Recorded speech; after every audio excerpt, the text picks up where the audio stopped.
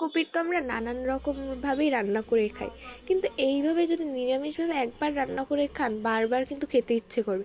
এই নিরামিষ ফুলকপির রসাটা খেতে কিন্তু অনেকটাই মজাদার হয়।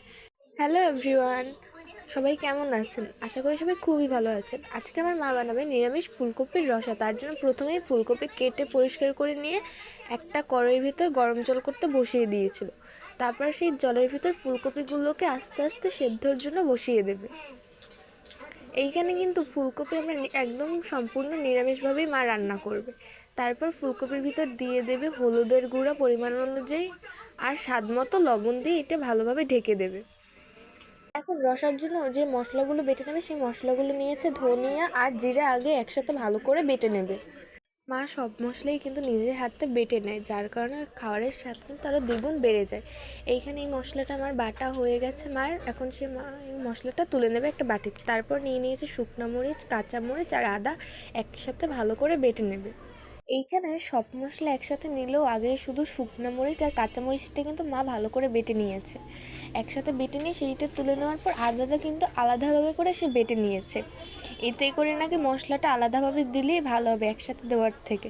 তার জন্য সে আলাদা করে সব মশলাটা বেটে নিয়েছে। এখন এইটাও একটা বাটির ভিতর তুলে নেবে।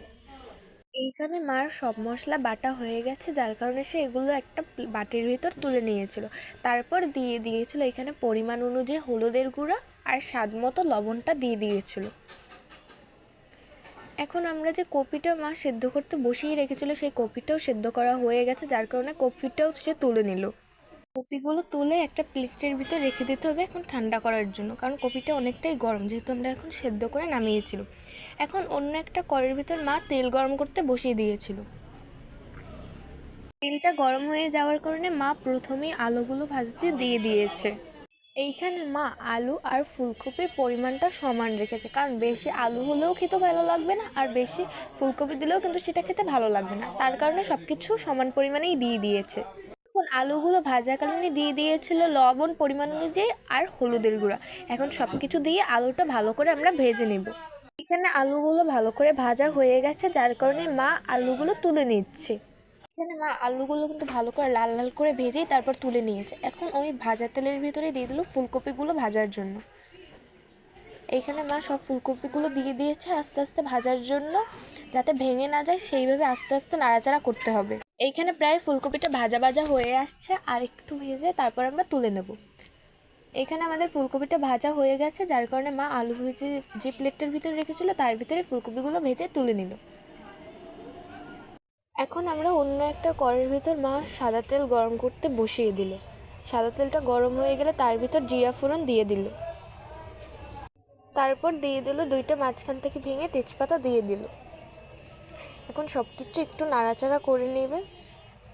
করে নেওয়ার পর যে মশলাগুলো বেটে রেখেছিল সেই মশলাগুলো আস্তে আস্তে করে দিয়ে দেবে। এখানে এটা ভাজা ভাজা হয়ে গেছে। এখন সেই মশলাগুলো একসাথে ভালো করে একটু জল দিয়ে নেড়ে দিয়ে দিল। সাথে বাটি দেওয়া আর একটু সামান্য পরিমাণ জল দিয়ে মশলাটা বেশ কিছুক্ষণ সময় নিয়ে ভালো করে কষিয়ে নেবে। এইখানে মশলাটা প্রায় কষানো হয়ে আসলে পর মা এখানে চিনি দিয়ে দিয়েছে অল্প পরিমাণের। এখন আবার মশলাটা সময় নিয়ে কষিয়ে নেবে। এখন এই কষানো মশলাটার ভিতরে আলু দিয়ে দিলে আলু দিয়েও কিন্তু অনেক টাইম ধরে এটা ভালো করে মা কষিয়ে নিয়েছিল, কারণ মশলা যত বেশি কষানো হবে তার স্বাদও তত বেশি ভালো লাগবে। এখানে সব কিছু প্রায় কষানো হয়ে আসছে। এখন এখানে পরিমাণ অনুযায়ী মা জল দিয়ে দেবে। জল দিয়ে এটা হালকাভাবে নাড়াচাড়া করে রেখে দেবে। এখানে আরেকটু সামান্য পরিমাণে মা পরে জল দিয়ে দিয়েছিল। দেওয়ার পর ফুলকপিগুলো যেগুলো ছিল সেগুলো দিয়ে দেবে, দিয়ে একটু সামান্যভাবে নাড়াচাড়া করে দেবে। এই ফুলকপির রসাটা কিন্তু খেতে আসলেই অনেক মজাদার হয়। শীতকালীন সবজি সব থেকে বেশি ভালো লাগে কিন্তু এই ফুলকপিটাই। এইখানে এই ঝোলটা ফুটে ওঠা পর্যন্ত ওয়েট করতে হবে। যখনই ফুটে উঠবে তার ভিতর আমরা গরম মশলাটা দিই। গরম মশলাটা আরও বেশ কিছুক্ষণ ফুটিয়ে নিলেই কিন্তু তৈরি আমাদের ফুলকপির রসা। রেসিপিটি ভালো লাগলে অবশ্যই লাইক, কমেন্ট এবং শেয়ার করে পাশে থাকবেন। আর এইভাবে হলে কিন্তু বাসায় একবার বানিয়ে ট্রাই করবেন।